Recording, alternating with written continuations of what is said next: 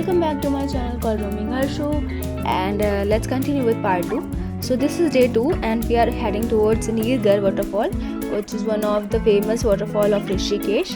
So we are heading towards that and हम लोगों ने सोचा कि इतना एडवेंचर कर ही लिया है लास्ट वाले व्लॉग में, राफ्टिंग एंड ऑल, सो क्यों नहीं थोड़ा सा और एडवेंचर किया जाए और स्कूटी हायर कर ली पहाड़ों में चलाने के लिए। आप तो जानते हैं पहाड़ों की रोड कैसी होती है, एक तरफ पहाड़ एक तरफ खाई, बट फिर भी डेयरिंग इतनी है कि स्कूटी हायर कर ली और चल भी दिए। लेकिन निकलते ही खाना दिख गया और भूखे भजन न होए गोपाला। सो बस बैठ के जल्दी से खाने छोले कुलचे।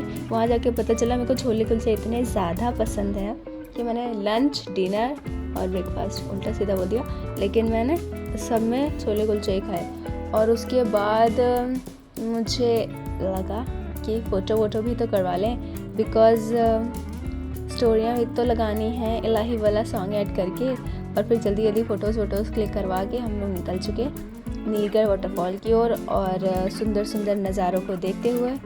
और उसके बाद हालांकि मेरा ही मुंह दिख रहा है, पता नहीं नज़ारे कहाँ चले गए लेकिन हाँ आ गए। तो नज़ारे देखते देखते आगे बढ़े और पीछे बैठे बैठे तो काफ़ी बोरिंग लगने लगा था। तो मैंने सोचा कि क्यों ना थोड़ा बहुत, एक्चुअली नींद ही आने लग गई थी पीछे बैठे बैठे, तो मैंने सोचा कि क्यों ना हम भी स्कूटी ड्राइव करने का मज़ा लें। वो बात अलग है कि मैंने आज तक घर के सामने भी स्कूटी नहीं चलाई है, लेकिन फिर भी पहाड़ों में स्कूटी चलाने की तो बात ही अलग है, तो मैंने वही अलग बात महसूस करने की कोशिश करी है। और उसके बाद आगे बढ़ गए हम लोग नीलगढ़ वाटरफॉल की ओर सुंदर सुंदर नज़ारे को देखते हुए।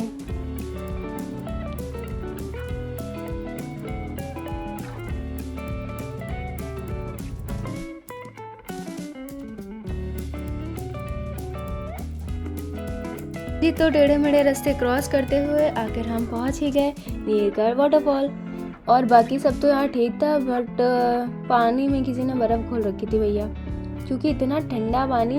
मैंने जैसे ही पैर पानी में रखा है भैया, मेरे तो क्या ही बताऊँ क्या हालत थी। और ये जो पत्थर आप देख रहे हैं इतना ज़्यादा चुभे हैं मेरे पैरों में नाजुक से, लेकिन फिर भी ब्रेव इंसान आगे बढ़ते हैं। बस कुछ नहीं बोलूँगी इस बारे में। गाइस गई भैंस पानी में।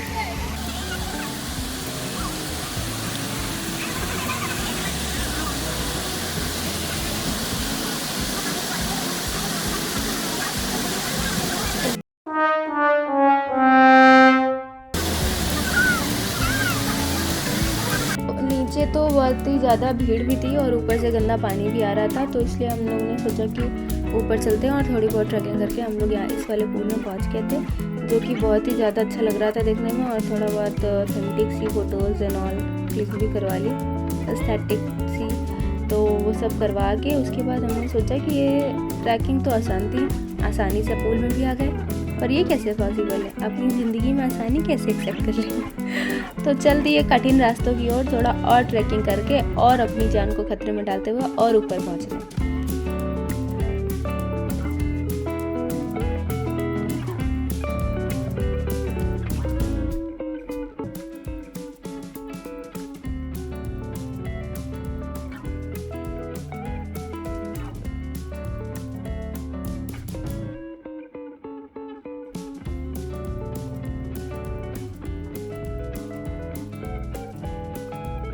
But it was all worth it जब हम लोगों ने ऊपर जाकर व्यूज़ देखे, वहाँ के साफ पानी, पहाड़ों के बीच में पेड़ और दो पहाड़ों के बीच से गिरता हुआ दूध जैसा सफ़ेद झरना, और उसके नीचे हम लोग खड़े होकर नहा रहे थे। मस्ती करने के बाद थोड़ी देर बैठ के वहाँ की वाइब्रेशंस फील करी और नहा धोकर रेडी हो गए।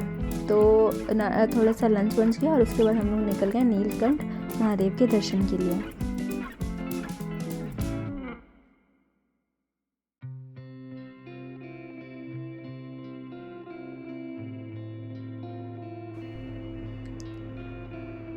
इतने सुंदर नज़ारे देखते देखते आगे बढ़ ही रहे थे और फिर हम लोगों ने नोटिस किया कि हमारे पीछे बजरंग दल के कुछ लोग लगे हुए हैं लेकिन अरे नहीं, वो हमारा ही एक साथी था जो कि कैमरा मेरे साथ शेयर करने के लिए बिल्कुल आतुर था, तो मैंने उसको थोड़ा सा फुटेज दे दी अपने साथ की।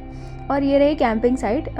Rishikesh is also very famous for camping, तो ये यहाँ पर कुछ साइट्स बनी हुई हैं जो कि मतलब कुछ प्रॉपर्टीज़ हैं जो कि जिनका व्यू बहुत अच्छा होगा ऑब्वियसली, नीचे जाकर जब पता चलेगा। और नीचे पूल वगैरह भी था, तो बहुत अच्छा था। और उसके बाद फिर हम लोग आगे बढ़ लिए और स्कूटी हायर इसलिए की थी ताकि हम लोग को मतलब जहाँ पे मन हो वहाँ रुक सके। तो हम लोग सुंदर सुंदर नज़ारे देखते हुए रुकते रुकते आगे बढ़ रहे थे। और जितना हम लोगों ने सोचा था कि हमारा नीलकंठ दूर है, उससे कहीं ज़्यादा नीलकंठ महादेव की दूरी है। वहाँ पे हम लोग ऊपर चढ़ते जा रहे थे, सुंदर नज़ारे देखते जा रहे थे। जैसे कि यहाँ पे इतना सुंदर नज़ारा था, इतना सुंदर पहाड़ थे कि खुद को रेजिस्ट ही नहीं कर पाए रुकने के लिए। और यहाँ पर हम लोग रुक कर आराम से पहाड़ दिख रहे थे। और वो जो सामने मंदिर दिख रहा है आपको, यमकेश्वर महादेव का मंदिर है। इतनी लंबी चढ़ाई आपको दिख रही है। ये हम लोग ने नीचे से देखी थी और ये बहुत ऊपर पहाड़ दिख रहा है, बहुत ऊपर पहाड़ पे ये वाला मंदिर बना हुआ था। लेकिन हम लोग थोड़ा सा 2-4 मोड़ और मुड़े और उसके बाद पता चला कि ये तो बहुत नीचे है।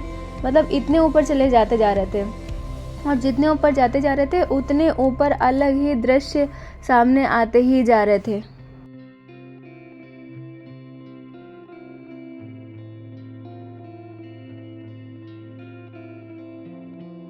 और हम लोग जितना ऊपर जाते जा रहे थे प्रकृति की सुंदरता उतनी ही ज़्यादा बढ़ती चली जा रही थी।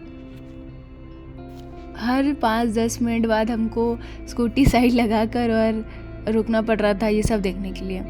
कभी कभार मैं सोचती हूँ कि अगर मतलब मुझे ट्रैवलिंग का शौक़ ना होता और भोलेनाथ ने इस काबिल नहीं बनाया होता कि खुद से निकल के घूम सकते हैं, तो मैं कभी नहीं देख पाती ये दुनिया, ये सुंदरता प्रकृति की कभी भी नहीं देख पाती। खैर ये सब होते हुए मंदिर पहुँचे। मंदिर बहुत ही सुंदर था, बहुत ही अच्छे से दर्शन हुए। लेकिन फिर भी एक अजीब सी चीज़ थी, जैसे कि कहते नहीं है कि कभी कभार मंजिल से ज़्यादा रास्ते सुंदर लगते हैं, तो वैसे ही इतना मंदिर तो बहुत अच्छा था, नो डाउट। शिव जी के दर्शन हुए, जहाँ शिव है वहाँ सुंदरता तो होनी है, बहुत अच्छे से दर्शन हुए। लेकिन रास्ता एक अलग ही सुकून दे रहा था। मतलब कि मैं कैसे बताऊँ आपको। मतलब ऐसा है कि वो सुंदर वादियाँ, वो पहाड़, वो हल्की हल्की धूप, ठंडी ठंडी हवा जो लग रही थी, मस्त रोड। और शिव जी तो वैसे भी कण कण में बसते हैं, मंदिर तो है ही लेकिन प्रकृति में भी तो वही बसते हैं। एक अजीब सी शांति और सुकून के साथ हम लोग फिर वापस वहाँ से उतर रहे थे और कहीं कहीं रुक भी रहे थे। आंखें भर के उन पहाड़ों को देखना चाह रहे थे कि पता नहीं अगली बार कब वहाँ पर आ पाएंगे, कब मौका मिलेगा दोबारा वो सब देखने का। उसके बाद हम लोग एक दूसरे से ज़्यादा बात तो नहीं कर पाए क्योंकि हम लोगों के अंदर एक अजीब सी शांति आ चुकी थी। और उसके बाद हम लोग रूम की ओर चले जा रहे थे, नीचे की ओर।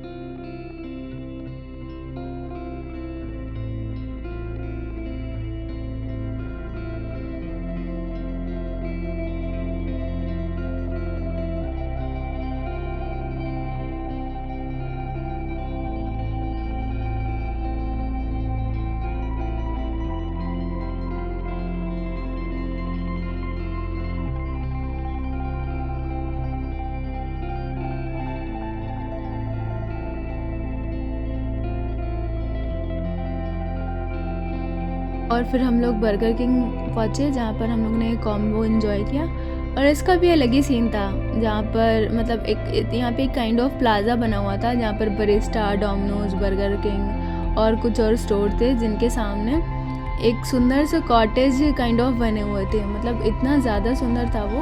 और हाँ, बस मील एंजॉय किया, डिनर एंजॉय किया और उसके बाद after a long day I retired my self for that day.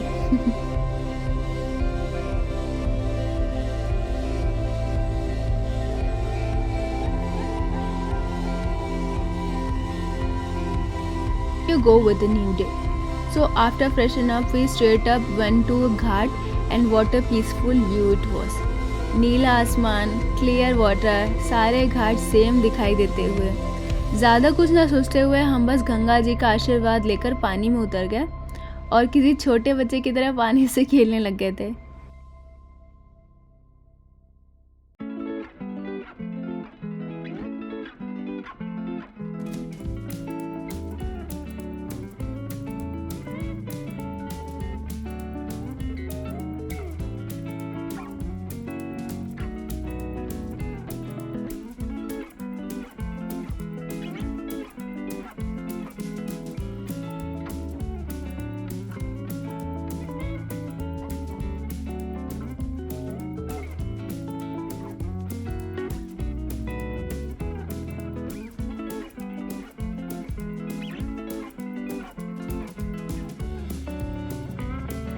फिर पानी में खेलने के बाद थोड़ा सा बाहर घाट पे टहले, एक वॉक करी, उसके बाद शांति से बैठकर वहाँ की वाइब्स एंजॉय करी और उसके बाद वहाँ से फिर हम लोग निकल चुके हरिद्वार के लिए। तो हमने ऋषिकेश से ही ट्रेन पकड़ ली थी। वहाँ पे 2 स्टेशन हैं। हमने थोड़ा एक आउटर स्टेशन है योग नगरी ऋषिकेश के अलावा, वहाँ से ट्रेन पकड़ी ऋषिकेश के लिए और फिर हम लोग मस्त वहाँ का भी व्यू एंजॉय करते हुए आगे बढ़ गए हरिद्वार के लिए।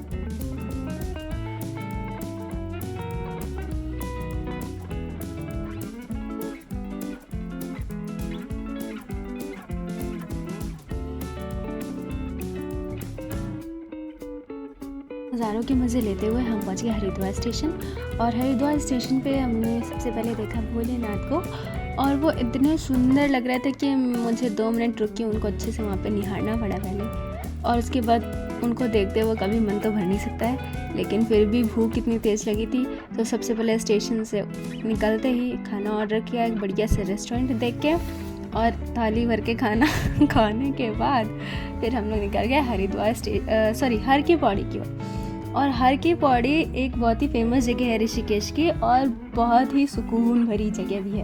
तो अब वहाँ पर गंगा जी के किनारे हम लोग पहुँच रहे थे। हर की पौड़ी पहुँचने के बाद हम लोग ने पहले तो चारों तरफ अच्छे से देखा और मंदिर के दर्शन किए और उसके बाद हमने गंगा जी के पैर छुए और उसके बाद वहाँ पे जैसे ही पैर डाल के बैठे जैसे कि सारी थकान, गर्मी, जितनी भी उलझन थी सब चली गई हो। इतना ठंडा पानी, इतना शीतल जल, बहुत ही अच्छा लगा।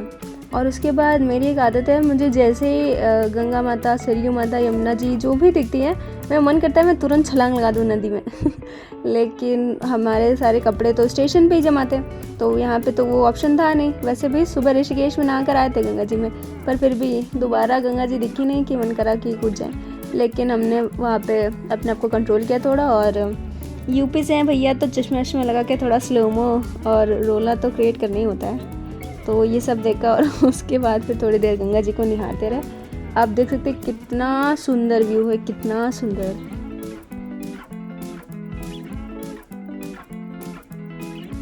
थोड़ी देर बाद रेस्ट करने के बाद हम लोगों ने वहाँ की थोड़ी मार्केट एक्सप्लोर करी और थोड़े कंगन वगैरह लिए वहाँ पे और उसके बाद लेने के बाद फिर हम लोग थोड़ा आगे चल दिए और फिर हमने डिसाइड किया जाने के लिए माँ मनसा देवी मंदिर, जो कि बहुत ही पास ही है हरिद्वार से। हम लोग गलियाँ क्रॉस करते हुए और पहुँच गए मनसा देवी माता के द्वार और उसके बाद हमने यहाँ पे चढ़ाई शुरू करी। तो पहले तो ये मेन द्वार है, मतलब ये तो बिल्कुल रोड पर ही है, हम लोग को इससे चल के थोड़ा अंदर जाना पड़ता है और वहाँ से थोड़ा चलने के बाद फिर एक जगह मतलब सीढ़ी काइंड ऑफ स्टार्ट होती है जहाँ से हमारा सबसे पहले स्टार्ट होती है। हाँ जी, तो यहाँ जहाँ पे आप देख रहे हैं ये बिल्कुल बेसिक है, यहाँ से सीढ़ियाँ स्टार्ट होती है और यहाँ से सीढ़ी चढ़ने के बाद थोड़ा थक जाते हैं, लेकिन असली चढ़ाई जो है वो इस जगह से स्टार्ट होती है, ये जो दिख रहा है। और ये थोड़ा स्लोप जैसा ही है, मतलब हम यहाँ पे कोई चढ़ाई के लिए सीढ़ियाँ नहीं है, बस आप ऐसे ही स्लोप की तरह है, वहाँ पे आप चढ़ते जाओ और जितने आप ऊपर जाते जाओगे आपको उतने सुंदर नज़ारे देखते जाएंगे। यहाँ तक कि जो माता का मंदिर है वहाँ से तो पूरा हरिद्वार और पता नहीं कितनी दूर तक की दिखाई देता है। तो बस रास्ते के मज़े लेते हुए हम लोग ऊपर चढ़ रहे थे।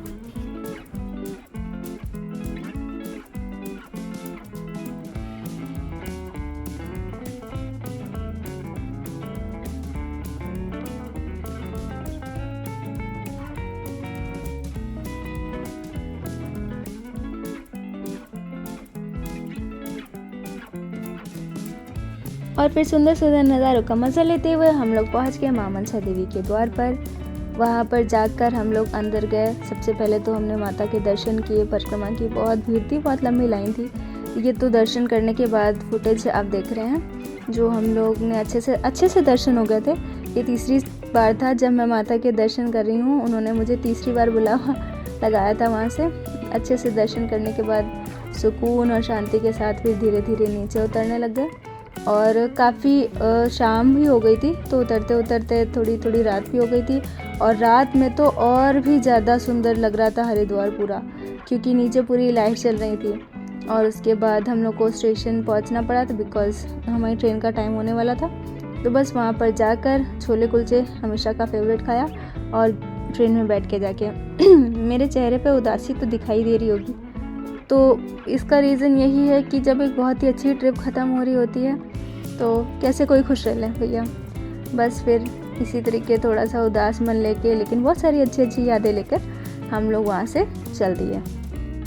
तो ट्रेन में जाते ही हम सो गए थे और नेक्स्ट डे हमारी आँख खुली है लखनऊ में। और लखनऊ से फिर हमने पकड़ी बस। ये रहा Lucknow Charbagh bus station.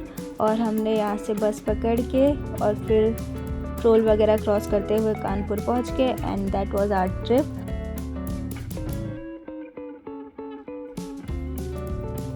And thank you so much for watching, and we'll meet next time soon. Thank you.